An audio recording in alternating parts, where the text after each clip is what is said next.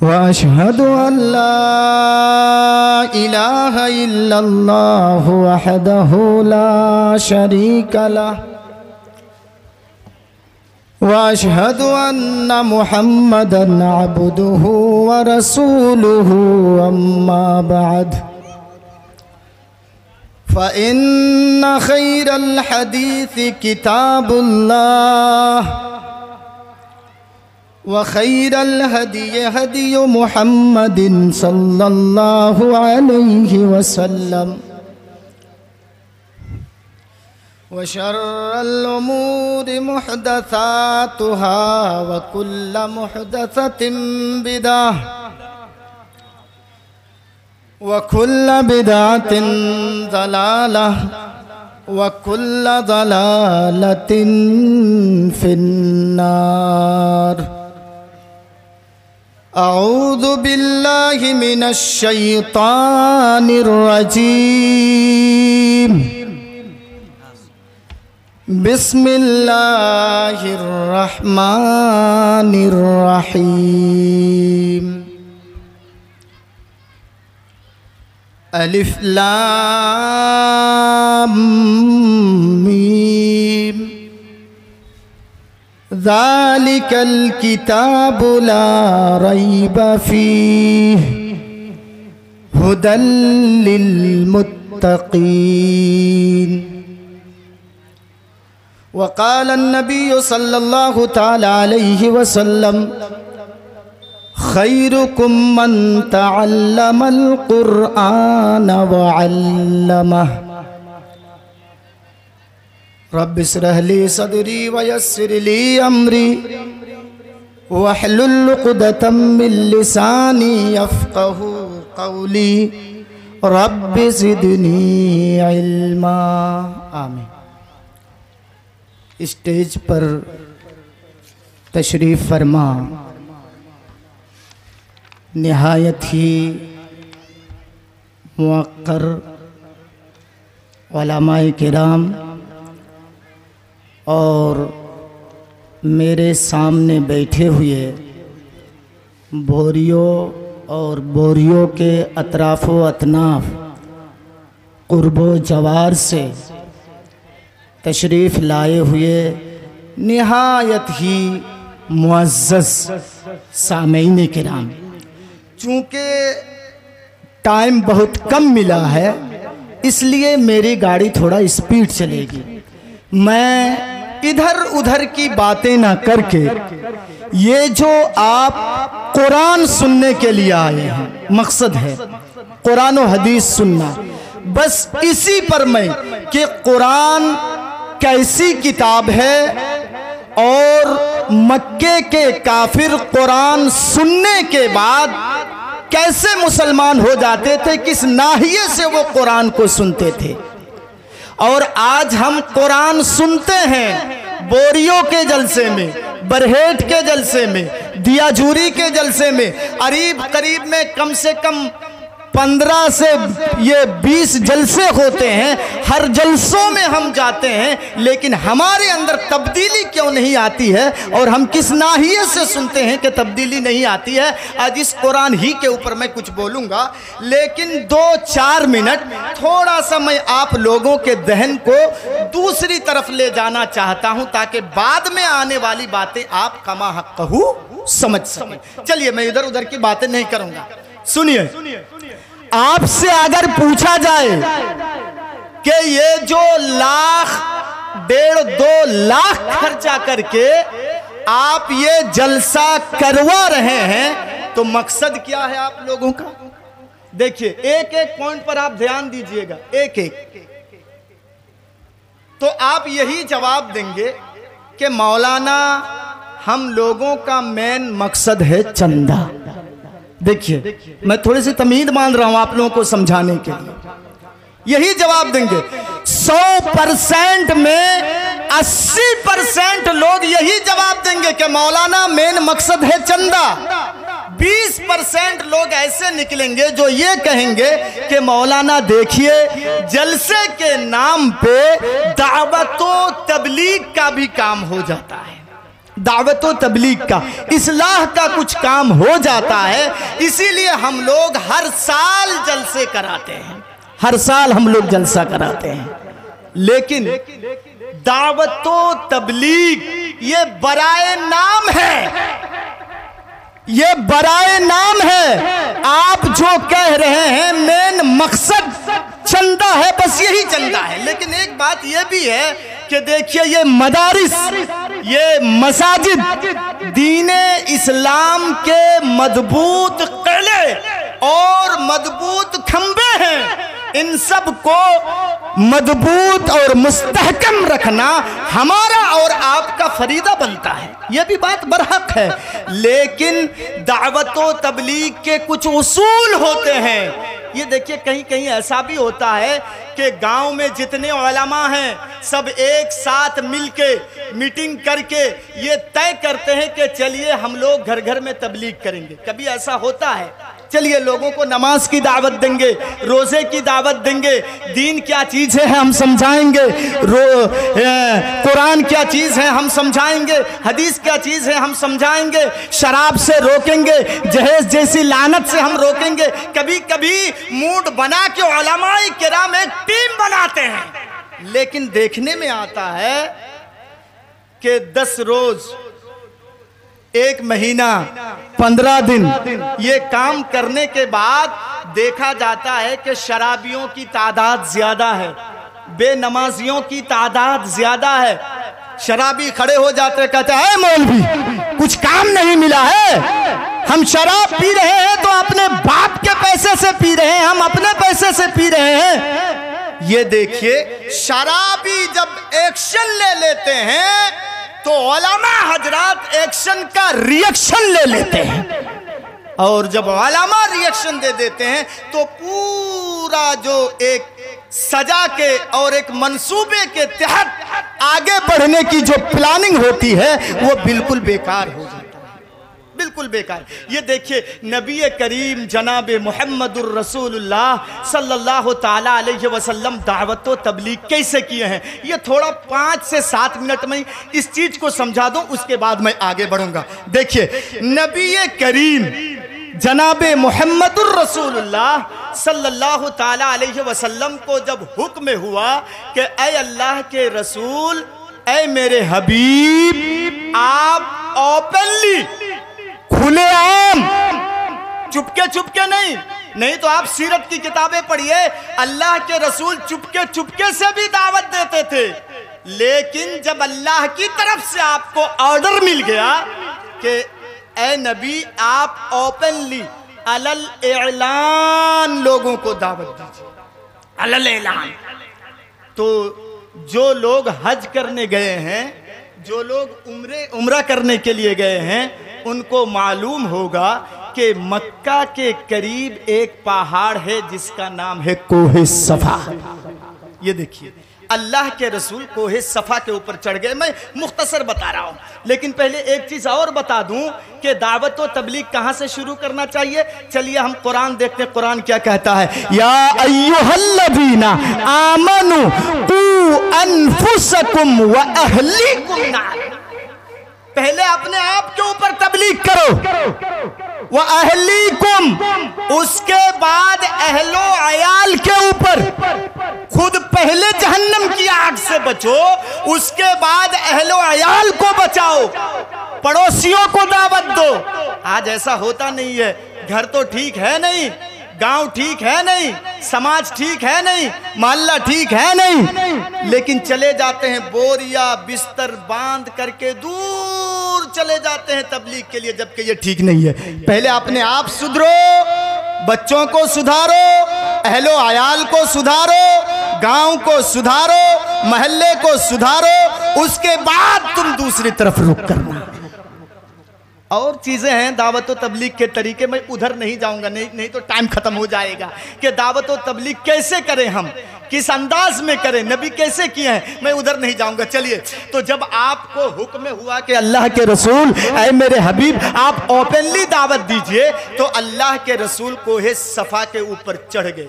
अब यहां गौर से सुनिएगा, उस पहाड़ पर जल्दी कोई चढ़ता नहीं, और जब कोई चढ़ जाता था तो ये इस बात की दलील होती थी कि कोई इंपॉर्टेंट बात जरूर है, कोई खास चीज ही लोग उस पर चढ़ करके ऐलान करते थे, कोई इंपॉर्टेंट बात होती थी। तो अल्लाह के रसूल चढ़ गए। नबी के जमाने में ये लाउड स्पीकर का जमाना नहीं था, ये माइक का जमाना नहीं था। अल्लाह के रसूल चढ़ गए और चढ़ने के बाद हर कबीले वाले को नाम ले ले करके अल्लाह के रसूल बुलाए। ये देखिए, यहां से बात को समझिए, नाम ले ले करके बुलाए अल्लाह के रसूल। बोरियो वालो तुम भी सुनो, बरहेट वालो तुम भी आ जाओ, दिया जोरी वालो तुम भी आ जाओ, केंदुआ वालो तुम भी आ जाओ। हर कबीले को अल्लाह के रसूल, ये मैं एक मिसाल के तौर पर ये गांव का नाम लेके बता रहा हूं, अल्लाह के रसूल नाम ले ले करके सबों को बुलाए। ये देखिए तरीका, जब बुलाए तो सारे लोग जिन्होंने सुना, अरे ये कौन बुला रहा है, जब सुने के पहाड़ पर आज कोहे सफा पर कौन चढ़ा है, तो लोगों ने कहा कि ये मोहम्मद इब्ने अब्दुल्ला। चूंकि नबी नहीं मानते थे उस वक्त, तो जो बीमार थे, जो बिस्तर से उठ नहीं पाते थे, वो अपने बदले में किसी दूसरे आदमी को भेज दिए कि अरे जाओ, आज मोहम्मद ने बुलाया है, जरूर कोई इंपॉर्टेंट बात है, जाओ जाओ, आज मोहम्मद ने बुलाया है, जरूर कोई इंपॉर्टेंट बात है। सब लोग खचाखच पहाड़ी के नीचे भर गए, बैठ गए सब लोग। जैसे आज आप स्टेज के नीचे बैठे हैं, दाएं तरफ भी बाएं तरफ भी, मेरे सामने भी, ऐसे नबी के पास सब जमा हो गए। ये देखिए अब अल्लाह के रसूल कैसे दावत दे रहे हैं, यहां से देखिए।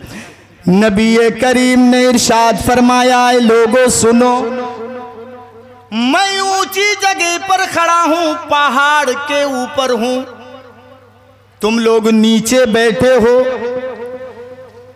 अगर मैं ये कहूं कि इस पहाड़ के पीछे एक लश्कर है जो तुम्हारे ऊपर आधी रात गुजरने के बाद हमला करेगी, ये लश्कर तुम्हारे ऊपर, तो क्या तुम मेरी बात को तस्दीक करोगे? ये कोई दावत नहीं है, देखिए ये कोई दावत नहीं है। तरीका सीखिए, पहले लोगों के दिलों में उतरने का तरीका देखिए। नबी दावत नहीं दे रहे, पहले ये पूछ रहे हैं कि देखो मैं ऊंची जगह पर हूं, तुम लोग नीचे बैठे हो, जो हमको दिखाई दे रही है वो तुमको दिखाई नहीं दे रही है। तो अगर मैं ये कहूं कि इस पहाड़ के पीछे एक लश्कर छिपा है जो तुम्हारे ऊपर हमला करने वाली है, तो क्या तुम मेरी बात को तस्लीम करोगे, मानोगे? ये देखिए दिल में उतरने का तरीका देखिए। डायरेक्ट आप किसी को नमाज की दावत मत दीजिए, डायरेक्ट आप किसी को रोजे की दावत मत दीजिए। यहां से ये नुक्ता मिलता है कि डायरेक्ट आप किसी को शराब छोड़ने की दावत मत दीजिए। पहले आप उसके दिल को जीतिए, उसके दिल में उतरिए, उसके बाद जो आप दावत देंगे तो आपकी बातों का असर पड़ेगा उनके दिल में। सुनिए, तो जितने लोग पहाड़ के नीचे थे सबों ने बैक जबान कहा, ऐ मोहम्मद इब्ने अब्दुल्ला। उस वक्त नबी की जो एज है, उम्र, ये 40 से ऊपर थी, आप नबी बना दिए गए थे।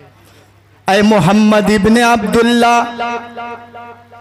हम 40 साल आपके साथ उठे हैं, बैठे हैं, आपके साथ मार्केट में भी गए हैं, हमने कभी आपको झूठ बोलते हुए नहीं सुना है। ये देखिए कुफ्फारे मक्का इकरार कर रहे हैं, ऐ नबी 40 साल तक हम आपके साथ उठे हैं, बैठे हैं, खाए हैं, पिए हैं, लेकिन हमने कभी ये नहीं देखा कि आपने झूठ बोला हो। ऐ मोहम्मद इब्ने अब्दुल्ला, आपने कभी किसी को धोखा नहीं दिया है, आपने कभी किसी के सामने झूठ नहीं बोला है, आपने कभी वादा खिलाफी नहीं की है। यहां एक नुक्ता और बता दूं, जो दावत दे रहा है तो दावत देने वाला जो है उसकी दावत देने से पहले की जिंदगी साफ सुथरी हो। एक पॉइंट याद रखिएगा, उसकी दावत जो दे रहा है ना, तो दावत देने से पहले की जो जिंदगी है उसकी जिंदगी बिल्कुल साफ सुथरी हो, झूठ का इल्जाम ना हो उसके ऊपर, दगाबाजी का इल्जाम ना हो उसके ऊपर, तब जाकर के उनकी बातों का असर पड़ेगा, नहीं तो नहीं पड़ेगा। लोग कहते हैं तेरा बेटा तो शराबी है, तू अपने घर को सुधार नहीं पा रहा है और यहाँ चला आया है समाज को सुधारने के लिए। हाँ देखिए, कुफारे मक्का कह रही है क्या, ऐ नबी हमने आपके साथ 40 साल गुजारा है, हमने कभी आपको झूठ बोलते हुए नहीं पाया है, हमने कभी आपको ये नहीं देखा कि आपने किसी को धोखा दिया है। जब इकरार कर लिए नबी के सामने, अब देखिए अल्लाह के रसूल दावत दे रहे हैं। अब यहां से दावत शुरू कर रहे हैं। कैसे? ऐ लोगों, ऐ पहाड़ी के नीचे जमा होने वालों सुनो, जैसा कि तुमने कहा कि मैंने कभी झूठ नहीं बोला है, अगर मैं बंदों के मामले में, मनुष्य के मामले में अगर मैं झूठ नहीं बोल सकता, तो ऐ सारी कबीले वालों बताओ मैं अल्लाह के मामले में कैसे झूठ बोलूंगा। जैसा कि तुम लोगों ने इकरार किया कि मैं कभी किसी के सामने झूठ नहीं बोलता हूँ, जब मैं बंदों के मामले में, इंसान के मामले में, मखलूक के मामले में मैं झूठ नहीं बोलता हूँ, तो उस अल्लाह के मामले में मैं कैसे झूठ बोलूंगा। लिहाजा ऐ लोगों सुनो, मैं अल्लाह का रसूल हूँ। गारे हिरा के अंदर कुरान की आयतें मेरे ऊपर नाजिल हुई हैं। इक़रा बिस्मि रब्बिकल्लज़ी खलक़, खलक़ल इंसाना मिन अलक़, ये कुरान की चंद आयतें मेरे ऊपर नाजिल हुई हैं। मैं अल्लाह का रसूल हूँ, अल्लाह ने मुझे नबी और रसूल बना करके भेजा है। लिहाजा एक काम करो ऐ मक्के के लोगों, ऐ पहाड़ी के नीचे जमा होने वालों, एक काम करो, कूलू ला इलाहा इल्लल्लाह, ला इलाहा इल्लल्लाह तुम पढ़ दो। फायदा क्या मिलेगा? तुफ्लिहू, तुम कामयाब हो जाओगे। तुम लिकुल अरब वल आदम, अरब के भी तुम मालिक बना दिए जाओगे, अजम के भी तुम मालिक बना दिए जाओगे। सिर्फ एक काम करो, ला इलाहा इल्लल्लाह पढ़ दो। जैसे ही नबी ने ये दावत दी, अब सारे लोग सर नीचे किए, कोई नहीं कहता कि आप झूठ बोल रहे हैं। क्यों? अभी जो इकरार किया कि आप झूठ नहीं बोलते हैं, ये देखिए, अभी सबों ने इकरार किया कि आप झूठ नहीं बोलते हैं।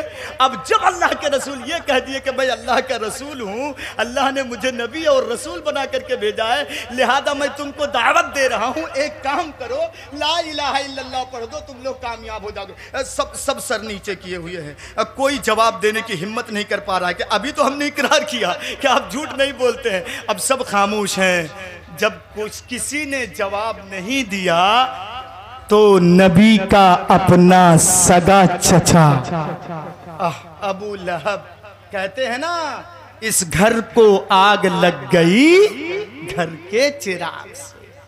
अबू लहब उठता और कहता है, ऐ मोहम्मद तू हलाक हो जा, बर्बाद हो जा।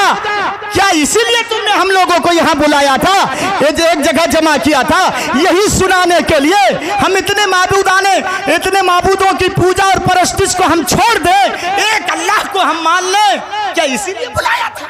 एक्शन ले लिया। जब किसी ने एक्शन नहीं लिया, तो अबू लहब ने, घर के आदमी ने एक्शन ले लिया। अब देखिए, जब घर के आदमी ने एक्शन लिया, तो अल्लाह के रसूल ने उस एक्शन के बदले में रिएक्शन नहीं दिया अल्लाह के रसूल, वरना जो अल्लाह के रसूल प्लानिंग बना करके आए थे पूरा बेकार हो जाता। यहां से एक नुक्ता यह भी मिलता है कि हर सवाल का जवाब नहीं दिया जाता है। अबू लहब ने जब बुरा भला कहा नबी को, तो अल्लाह के रसूल खामोशी से पहाड़ से उतरे और उतर करके चले गए। अगर अल्लाह के रसूल उस वक्त कुछ जवाब देते तो पूरा मामला बिगड़ जाता। अल्लाह के रसूल चले आए। जब अल्लाह के रसूल ने कोई जवाब नहीं दिया तो अल्लाह रब्बुल आलमीन ने उसका जवाब दे दिया। बाकायदा कुरान करीम में एक सूरत ही अल्लाह ने नाजिल कर दी, सूरह लहब। मेरे नबी को, मेरे हबीब को गाली देने वाले सुन, बुरा भला कहने वाले सुन, मेरा हबीब हलाक नहीं होगा, इनके हाथ हलाक नहीं होंगे, तू बर्बाद हो जाएगा, तेरे दोनों हाथ हलाक हो बर्बाद हो जाएंगे। यह है दावत का तरीका, यह है उस्लूब। लोगों को इस अंदाज में हम दावत देंगे तो लोग दावत के मैदान में ये क्या कहेंगे कि दावत कबूल करेंगे। मेरे भाइयों, ये चंद बातें थी। अब आइए कुरान करीम की जो आयत आपके सामने पढ़ी गई है उसको लेकर के मैं चलता हूं। ये जो आप कुरान सुनने के लिए आए हैं, हदीस सुनने के लिए आए हैं, ये एक ऐसी किताब है कुरान कि मेरे भाइयों, अगर आप समझ करके पढ़ेंगे तो दिल डर जाएगा। समझ के अगर आप पढ़ेंगे तो आज हम रमजान में पूरा पूरा कुरान सुन लेते हैं, लेकिन पता नहीं हमारी जिंदगी के अंदर तब्दीली नहीं आती है।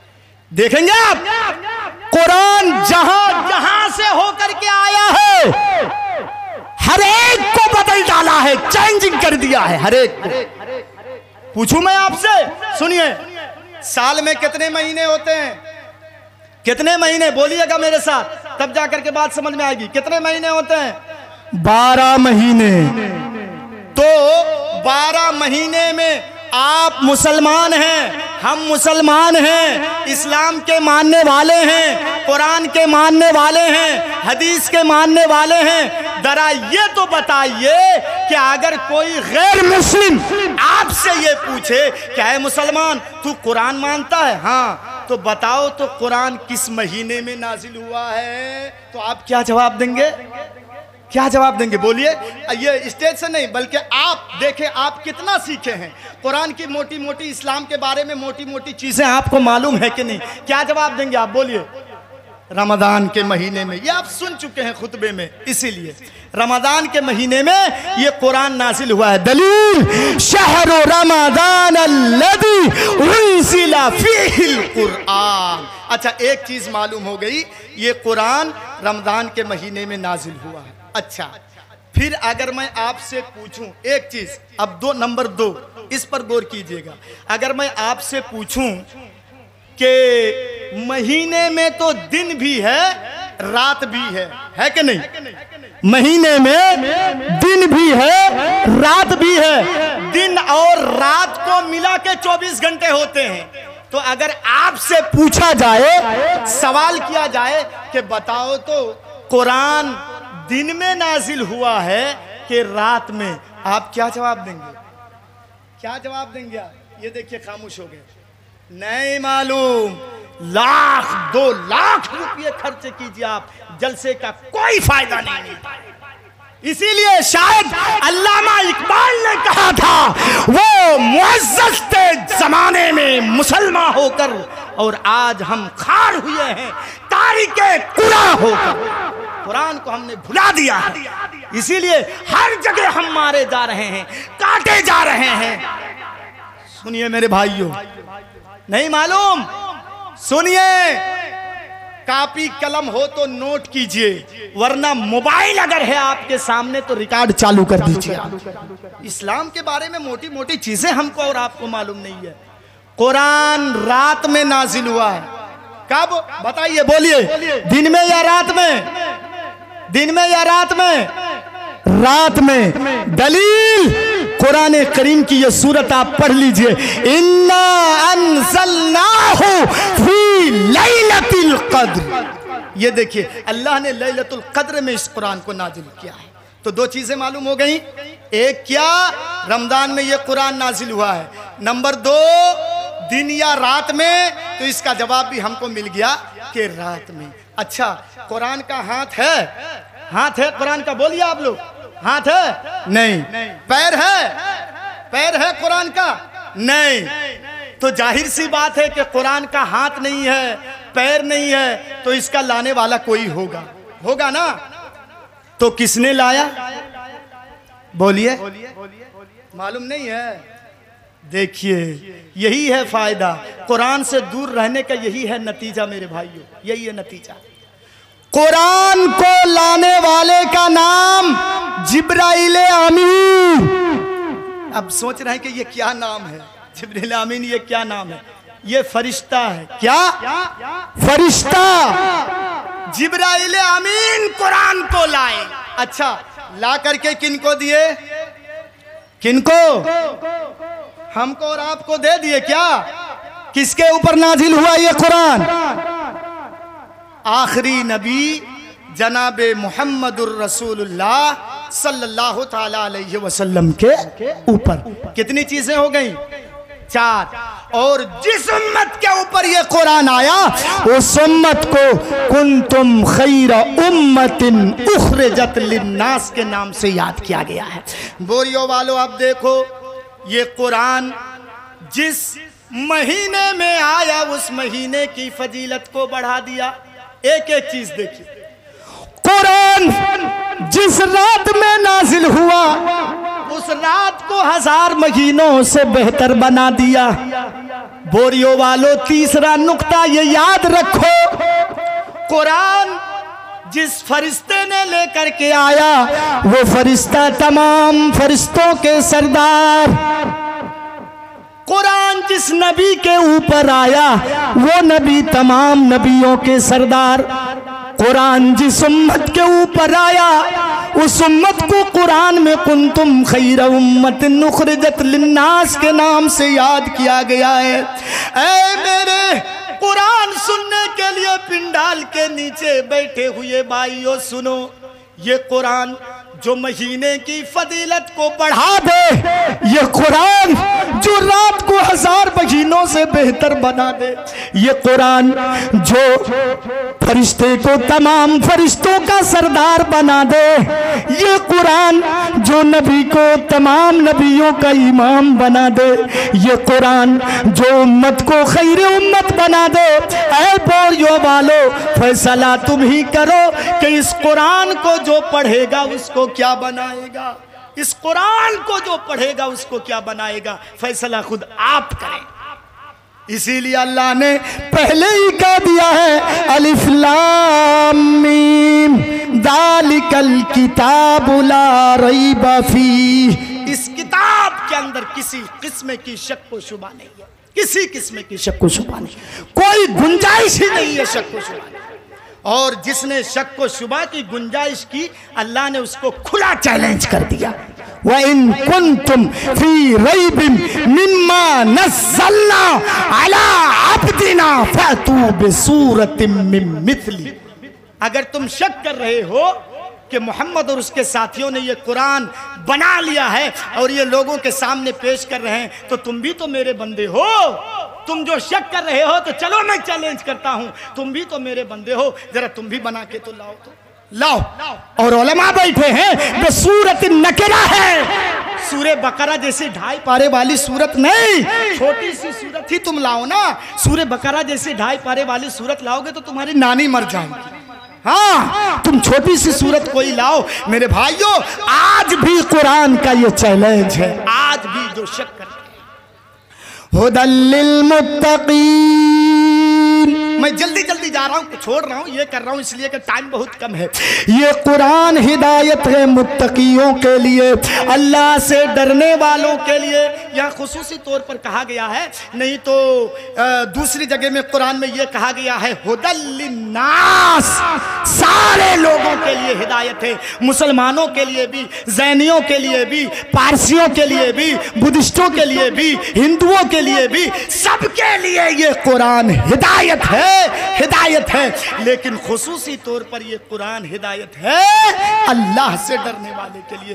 एक चीज मैं बता दूं, हम रोजाना कुरान सुनते हैं, हर खुतबे में हर जुमा हम कुरान सुनते हैं, लेकिन हमारा दिल बदलता क्यों नहीं है? इसका मतलब कि हम सुनने की तरह नहीं सुनते हैं। नहीं तो नबी के जमाने में सहाबाए किराम के वाकयात को आप उठा करके देखिए, एक मर्तबा कुरान सुन लेते थे, दिल की दुनिया उनकी बदल जाती थी। अल्लाहु अकबर। ये अब्दुल उज़्ज़ा है। जंगलों में बकरियां चरा रहे हैं। बोरियो वालों सुनो, नबी के सहाबा भी बकरियां चरा रहे हैं, कुरान गुनगुना रहे हैं। एक मर्तबा अब्दुल उज़्ज़ा ने कुरान को सुन लिया। बोरियो वालों सुनो, ये 4-4, 5-5 जलसों में नहीं गया था। एक मर्तबा इन्होंने कुरान को सुना, दिल की दुनिया इनकी बदल गई। और एक चीज मैं बता दूं, ये चचा की किफालत में थे, इनका बाप इस दुनिया में जिंदा नहीं था। ये कलमा पढ़ करके मुसलमान हो गए, कलमा पढ़ लिए, चचा के पास चले गए, जाकर कहने लगे, ऐ चचा मैंने इस्लाम कबूल कर लिया है। चचा ने कहा, अरे मेरे परमिशन के बगैर तुमने इस्लाम कबूल कर लिया? तो इसने कहा कि चचा ये कैसी बेवकूफ़ी की बात कर रहे हैं, इस्लाम कबूल मैं करूंगा, आपकी परमिशन की क्या जरूरत है, ये तो मेरी मर्जी है ना। कहा, अरे खाते मेरे घर में हो, पीते मेरे घर में हो, कपड़ा मेरा दिया हुआ पहनते हो, सोते मेरे घर में हो, तुम इस्लाम कबूल करोगे तो मुझसे परमिशन नहीं लोगे? कहा, क्या इरादा है? कहा, मैंने इस्लाम तो कबूल कर लिया है, अब मेरा इरादा है कि मैं जाऊंगा नबी से मुलाकात करने के लिए जिसके पास ये कुरान नाजिल हुआ। कहा, अच्छा तुम्हारी ये हिम्मत देख करके तो मैं परेशान हूं कि तुमने मुझसे परमिशन नहीं लिया और तुम जाओगे नबी से मुलाकात करने के लिए। ऐ भतीजा, ये जो अमामा पगड़ी तुमने बांध के रखी है, ये मेरी कमाई का है, मैंने तुमको दिया है। ये जो कुर्ता तुमने पहन के रखी है, ये मेरी कमाई का है, मैंने तुमको दिया है। अगर तुम नबी से मुलाकात करने के लिए जाओगे तो चल पहले कुर्ता उतार के दे दे, पगड़ी उतार के दे दे। ऐ बोरियो वालों सुनो। भतीजे ने कहा कि चचा ये क्या बेवकूफी की बात कर रहे हैं, इस्लाम के सामने कुर्ते की क्या कीमत है, इस्लाम के सामने इस पगड़ी की क्या कीमत है? उतार के दे दिया, चचा के चेहरे पे फेंक दिया। लो चचा, नहीं लेता मैं इस कुर्ते को, जा रहा हूं मैं नबी से मुलाकात करने के लिए। रुक, मैं मुख्तसर बता रहा हूं, आप लोग सुन चुके होंगे, टाइम भी बहुत कम है, मैं मुख्तसर बता रहा हूं मेरे भाइयों। सारी चीजें छीन ली चचा ने। आखिरकार चचा ने कहा, सुन ले अब्दुल उज़्ज़ा, सुन ले, तेरे जिस्म में, तेरे बॉडी में देख ले, एक ही कपड़ा तेरे जिस्म में है, वो है इज़ार। इज़ार समझते हैं ना, लुंगी, लुंगी। अगर तुमने मुहम्मदुर रसूलुल्लाह के दीन को ठुकरा दिया, अगर तुमने नबी के दीन को ठुकरा दिया तो सुन लो, ये कुर्ता भी मैं तुमको दे दूंगा, जितनी चीजें मैंने तुमसे छीन ली गई ये सारी चीजें मैं तुमको दे दूंगा। अगर तुमने नबी के दीन को छोड़ा नहीं, मुहम्मदुर रसूलुल्लाह के दीन को अगर तुमने तर्क नहीं किया तो सुन ले, ये लुंगी भी मैं तुमसे छीन लूंगा। बोरियों वालों, दिल में हाथ रख करके सोचो, कुरान सुनने वालों, है कुरान से मोहब्बत करने वालों, सुनो। कहा, चचा मैंने बहुत काम कर दिया है आपका, चचा मैं फ्री में खाया नहीं हूं आपके घर में, मैं फ्री में ये कपड़ा नहीं पहनता था आपके घर में। ऐ चचा ठीक है मैं लुंगी दे दूंगा, लेकिन मोहलत तो दे दीजिए, मैं घर जाऊंगा कपड़े बदल के आऊंगा, आपकी दी हुई लुंगी मैं आपको दे दूंगा। कहा नहीं नहीं, घर जाने तक की मोहलत तुमको नहीं दी जाएगी, चल यही उतारो, यही उतारो लुंगी। अच्छा, मजबूर हो गए, आंखों को बंद कर लिया। नौजवान सहाबी हैं, आंखों को बंद कर लेते, लुंगी भी उतार के चचा को दे देते हैं। बोरियों वालों सुनो, घर की तरफ जा रहे हैं। नौजवान साहबी नंगे दड़ंगे घर की तरफ रवा दवा है। जो पहचानते हैं अब्दुल उज़्ज़ा को कहते हैं अरे अरे अरे क्या हो गया इनको, ये कहाँ जा रहा है, कहीं इनका दिमाग तो खराब नहीं हो गया। लेकिन अब्दुल उज़्ज़ा अपनी तरफ नहीं देख रहे हैं कि मैं किस हालत में हूँ। जा रहे हैं, घर पहुंच गए, दरवाजा खटखटाया, माँ ने दरवाजा खोला, सामने देखा नंगा बेटा खड़ा है, नौजवान नंगा बेटा खड़ा है। बंद कर दिया माँ ने दरवाजे को। बेटा ये हालत तुम्हारी किसने की है बेटा? कहा तेरे देवर ने, मेरे चचा ने ये हालत की है। कहा बेटा जरूर तुमने कोई गलत काम किया होगा बेटा। कहा माँ मैंने कोई गलत काम नहीं किया है, बस मैंने मुहम्मदुर रसूलुल्लाह के दीन को एक्सेप्ट कर लिया है। कुरान सुनने के बाद मुझसे रहा नहीं किया, मैं मुसलमान हो गया हूँ। कहा बेटा यही तो बहुत बड़ी गलती तुमने की है बेटा, जा भाग, मैं भी तुमको घर से बेदखल कर रही हूँ। इस घर में तेरे लिए कोई जगह नहीं है, कोई जगह नहीं है, भागो यहाँ से। बेटा ने कहा माँ 9 महीने तक तुमने मुझको पेट में रखा है माँ, वजन मेरा बर्दाश्त किया है माँ। तेरा नौजवान बेटा तेरे नजरों के सामने नंगा खड़ा है माँ, कम से कम शर्मगाह छिपाने के लिए कुछ दे दे। माँ ने कंबल दे दिया। बोरियो वालों आप सुन चुके होंगे, मैं मुख्तसर 2 मिनट में इसको खत्म कर रहा हूँ। शर्मगाह छिपाने के लिए माँ ने कंबल दिया, कंबल को ले करके चले गए। ये जाने लगे नबी से मुलाकात करने के लिए। जो लोग हज करने गए हैं, जो लोग उम्रा करने गए हैं, उनसे पूछो मक्का से मदीना तकरीबन 1-2 नहीं बल्कि 450 किलोमीटर की मुसाफत है, 450 किलोमीटर की दूरी है। ऐ मेरे भाइयों, नबी के जमाने में ट्रेनें नहीं चलती थी, नबी के जमाने में हवाई जहाज नहीं थी, नबी के जमाने में ये बसें नहीं चलती थी। मेरे भाइयों ज्यादा से ज्यादा लोग ऊंट और घोड़े पे बैठ करके सफर किया करते थे। इनके पास ऊंट भी नहीं, इनके पास घोड़े भी नहीं। ऐ मेरे बोरियों के नौजवान भाइयों, मोबाइलों में टाइम बर्बाद करने वालों सुनो, फेसबुक में टाइम बर्बाद करने वालों सुनो, क्या मोहब्बत पैदा हो गई थी इनको कुरान से कि ये कुरान जिस नबी के ऊपर नाजिल हुआ है मैं उनके पास मुलाकात करने जाऊंगा। 450 किलोमीटर की मुसाफत ये पैदल चल करके नबी से मुलाकात करने गए। फजर से पहले पहुंचते हैं, सुनिएगा मुख्तसर बता रहा हूं, फजर से पहले पहुंचते हैं। अल्लाह के रसूल फजर की नमाज पढ़ा देते हैं। अल्लाह के रसूल जब सलाम फेरते हैं, अस्सलामु अलैकुम व रहमतुल्लाह, अस्सलामु अलैकुम व रहमतुल्लाह। नबी ने देखा सामने कोई अजनबी बैठा हुआ है। नबी ने पूछा बेटा कहाँ से आए हो? कहा मक्के से आया हूँ। क्यों आए हो? पूरी दास्तान सुना दी। नबी की आंखों से आंसू जारी है। उसके बाद अल्लाह के रसूल कहते हैं बेटा सुनो, ये सौदा तो तुमने बहुत सस्ते में किया है। एक लुंगी की कुर्बानी दे करके, एक कुर्ते की कुर्बानी दे करके तुमने ईमान को पाया है। ये सौदा तुमने बहुत सस्ते में किया है। बेटा मेरी मस्जिद में रहो, यहीं रहो तुम और कुरान सीखो। मेरे भाइयों और सुनो, आज से तुम्हारा नाम अब्दुल्ला जुल बजादैन है। आज से तुम्हारे नाम को मैं चेंजिंग कर रहा हूँ। सुनो, वो मस्जिद में रहने लगे। मुख्तसर मैं बता रहा हूँ। ये हेलो, हाँ। ये एक छोटा सा बच्चा है, अमन नाम बता रहा है। इसके अलावा इनको और कुछ पता नहीं है। जिसका बच्चा है वो आप लेके जाएं।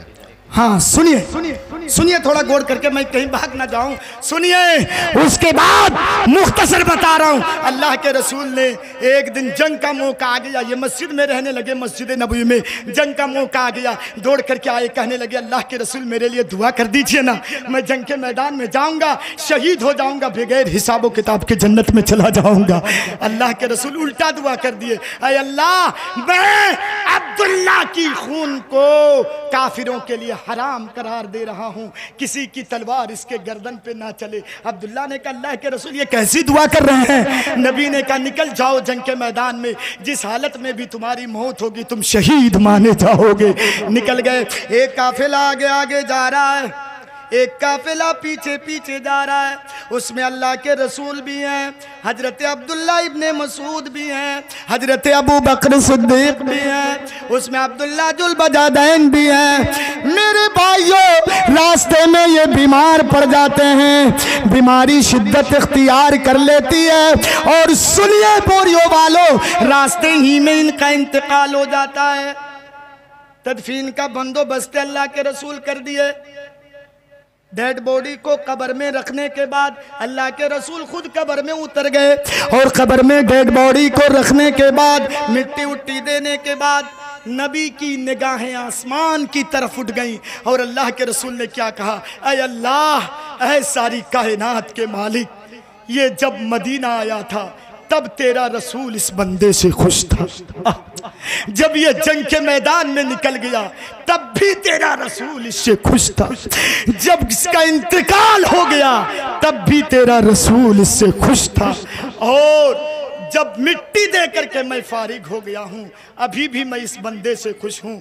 ऐ सारी कायनात के मालिक, तू भी इस बंदे पर खुश हो जा, तू भी इस बंदे पर खुश हो जा, तू भी इस बंदे पर खुश हो जा। इतना कहना था कि अब्दुल्ला इब्ने मसूद कब्र के सामने बैठ गए और कहने लगे, हाय रे अब्दुल्ला, तेरे नसीब का क्या कहना, काश तेरी जगह पे मैं होता और अल्लाह के रसूल मेरे लिए दुआ कर देते तो मेरी नसीब खुल जाती। बोरियो वालों, इतने 5 मिनट इस वाक़े को बयान करने का मेरा मकसद यह है, एक मर्तबा इन्होंने कुरान को सुना था, 10 मर्तबा नहीं, 15-15, 20-20 जलसे को ये अटेंड नहीं किए थे, एक मर्तबा इन्होंने कुरान को सुना था, इनकी दिल की दुनिया बदल गई। ए मुसलमानों, होशियार हो जाओ, कुरान को मिटाने के लिए, इस्लाम को मिटाने के लिए आज पूरी दुनिया एक हो रही है। बोरियो वालों, अगर कोई कुरान की बेहुरमती करे, अगर कोई कुरान की बेइज्जती करे, अगर कोई कुरान के ऊपर उंगली उठाए तो कितने लोग हैं, हाथ उठाइए तो, कि इस कुरान को बचाने के लिए हम जान की कुर्बानी देने के लिए, खून बहाने के लिए राजी हैं। हाथ उठाइए तो मैं देखना चाहता हूं, हाथ उठाइए। अल्लाहु अकबर। हाथ नीचे कीजिए। मैंने देख लिया कुरान से आपको कितनी मोहब्बत है, कुरान से, हदीस से आपको कितनी मोहब्बत है। बोरियो वालों, मेरे हाथ में 10 मिनट टाइम है और सुनिए, ये शेख आ चुके हैं, मैं 10 से 11 मिनट नहीं लूंगा। सुनिए मेरे भाइयों, इस्लाम में किसी के सामने हाथ जोड़ना जायज़ नहीं है, लेकिन ये मदरसा सैयद फातिमतुज़ ज़हरा नाम है। इस मदरसे के लिए जहां पर सुबह से लेकर के शाम तक काल अल्लाह और काल रसूल की सदाएं बुलंद होती हैं। ऐ नौजवान भाइयों, मोबाइलों में टाइम बर्बाद करने वालों, ऐ मेरे भाइयों, मैं आपसे हाथ जोड़ के अपील करता हूँ। बाएं तरफ बैठे हुए भाइयों, मैं आपसे हाथ जोड़ के अपील करता हूं। सामने बैठे हुए मेरे भाइयों, मैं आपसे हाथ जोड़ के अपील करता हूं। सुनिए, मैं पेशावर कोई चंदा करने वाला मुकर्रर नहीं हूं, लेकिन जब मुझे इशारा किया जाता है और अल्लाह का नाम लेकर के जब मैं खड़ा होता हूं, खुदा की कसम, लोग पैसों की भरमार टेबल भर देते हैं। ऐ मेरे भाइयों, मैं 1000, 2000, 3000, 5000 की कैद नहीं लगाऊंगा, आपके ऊपर मर्जी। अगर आपके जेब में 1 ही रुपये का सिक्का है, 10 ही का नोट है मेरे भाइयों, कुरान के खातिर, इस हदीस के खातिर, मस्जिद और मदरसे के खातिर मैं आपके सामने खड़ा हो रहा हूं।